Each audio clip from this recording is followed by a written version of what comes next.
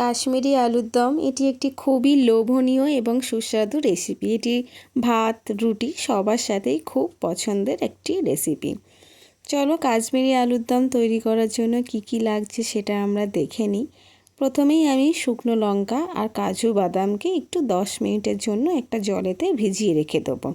তারপরে ছোট আলু যে আছে সেগুলোকে একটা প্রেসার কুকারের মধ্যে নুন দিয়ে একটু ভালো করে সিদ্ধ করে নেব এবং তারপর খোসা ছাড়িয়ে আলুগুলোকে রেখে দেব। একটা পাত্রের মধ্যে টক দই, গুঁড়ো মশলা, লঙ্কা, হলুদ, জিরে, ধনে আর চাট মশলা কিছু নিয়ে ভালো করে ফাটিয়ে রেখে দেব। তারপরে মিক্সার জারেতে শুকনো লঙ্কা এবং কাজু বাদামটাকে ভালো করে পেস্ট করে নেব। তারপরে ছোট ছোট আলুগুলো ছিল কড়াইতে তেল দিয়ে ভালো করে ভেজে নিতে হবে। ভালো হালকা লাল লাল করে ভেজে নিতে হবে। ভেজে নিয়ে তুলে রাখবো এবং ওই তেলের মধ্যেই শাহি জিরে, গোটা জিরে, হিং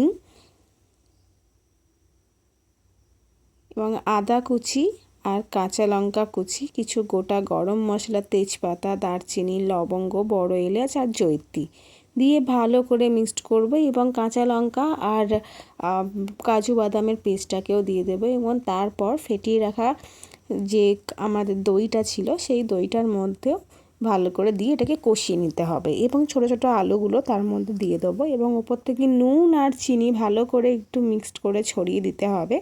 ভালো করে এটাকে মশলাগুলোর সাথে কষিয়ে নিতে হবে। তারপর পরিমাণ মতন জল দিয়ে দেবো সিদ্ধ হওয়ার জন্য। একটু ঢাকা দিয়েও রেখে দেবো কিছুক্ষণ আলুটার ভেতরে মশলাগুলো যাতে ঢুকে যায় তার জন্য। এরপর সব শেষে ঢাকা খুলে নামিয়ে নেব। নামিয়ে নিয়ে কাসুরি মেথি আর ধনেপাতা দিয়ে পরিবেশন করব। নমস্কার।